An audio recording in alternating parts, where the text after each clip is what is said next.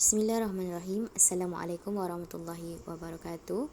Okey, untuk bahasa Melayu pada hari ini, Ustazah akan berkongsi sedikit sebanyak tentang cara untuk membina ayat. Objektif kita pada hari ini ialah para pelajar dapat membina ayat dengan cara yang betul, berpandukan gambar yang diberi. Maka pada hari ini kita akan sama-sama mempraktikkan cara membina ayat dengan betul. Okey, untuk pengenalan, yang pertama, diberi rancangan gambar tunggal bersiri, peta minda, graf, jadual ataupun carta serta gambar bersituasi. Okey. Kita perlu melihat dahulu apa yang diberi. Okey, seterusnya.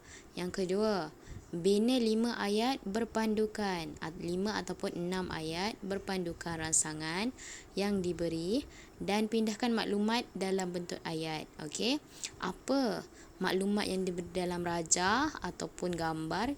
Okey, kita harus memindahkan ia di dalam satu bentuk ayat lengkap. Tak bolehlah ayat tergantung kan? Seterusnya, pelajar haruslah membaca arahan dengan teliti dan pastikan kehendak soalan, aktiviti, situasi atau secara umum. Tengok dulu soalan apa dia nak, aktiviti apa yang perlu dikaitkan dan situasi apa yang perlu dikaitkan juga.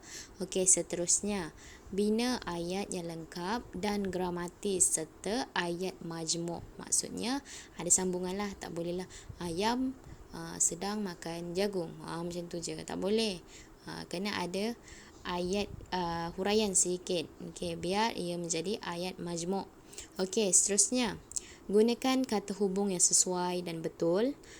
Kata hubung agar, sambil, supaya. Okey, seterusnya. Yang kelima, ayat aktiviti dan situasi mestilah berbeza-beza dan tiada pengulangan. Tak boleh ayat yang sama. Okey, seterusnya. Tidak mengandungi kesalahan penggunaan kata, ejaan, tanda baca dan struktur ayat. Okey, tanda baca, tanda seru, tanda soal. Kalau titik tu macam mana? Okey, selepas kalau ada titik tu kena huruf apa? Besar ke kecil ke? Kena betul. Seterusnya, boleh menggunakan watak dan tempat. Kita boleh create sesuatu. Kita boleh letakkan sesuatu, contohnya Ali. Kalau dia tak ada bagi nama kan. Tapi kalau dah ada bagi nama, tak boleh lah. Okey. Aminah ataupun tempat. 5 Maliki, 4 Sina. Boleh. Tetapi kenalah tengok dulu dia ada bagi ke tak. Kalau dia ada bagi, kita tak boleh nak guna ikut kita. Okey, seterusnya, seimbangkan ayat bagi gambar yang bersiri dan jumlah perkataan antara 9 hingga 12 patah perkataan. Okey, insya-Allah.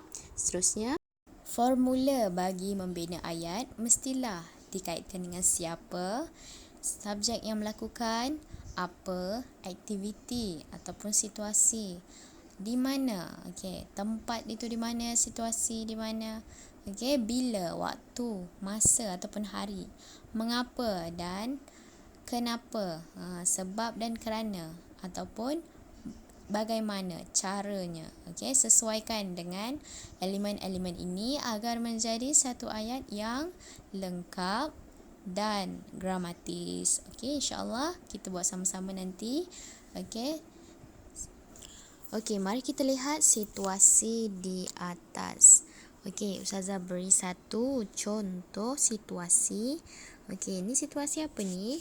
Gotong royong di dalam kelas. Ada guru, ada pelajar sedang mengemas. Okey, kita tengok satu persatu.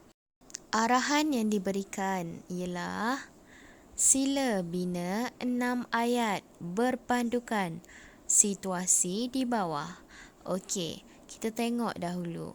Ada berapa aktiviti? Mengangkat, menyapu, menjinjing, memasang dan mengelap. Dan lagi satu, menyusun. Ada 6 situasi. Okey, semua boleh masuk ke 6-6. Okey, kalau nak lagi tambah, okey, Yang pertama tu kita buat secara umumnya dahulu. Okey, Ustazah beri contoh. Kelas 5 cekal sedang bergotong royong bagi membersihkan kelas sebelum pembelajaran bermula. Ada di situ siapa pelajar, kemudian sedang buat apa. Okey, dan di mana, di kelas, itu kan, untuk apa, kenapa. Okey, itu boleh digunakan untuk contoh ayat yang pertama. Okey, seterusnya yang kedua, mungkin nak ambil aktiviti mengangkat. Okey, di situ diberikan nama pelajar tersebut ialah Lim Seng. Okey, buat ayat pada Lim Seng dengan menggunakan maklumat yang diberi.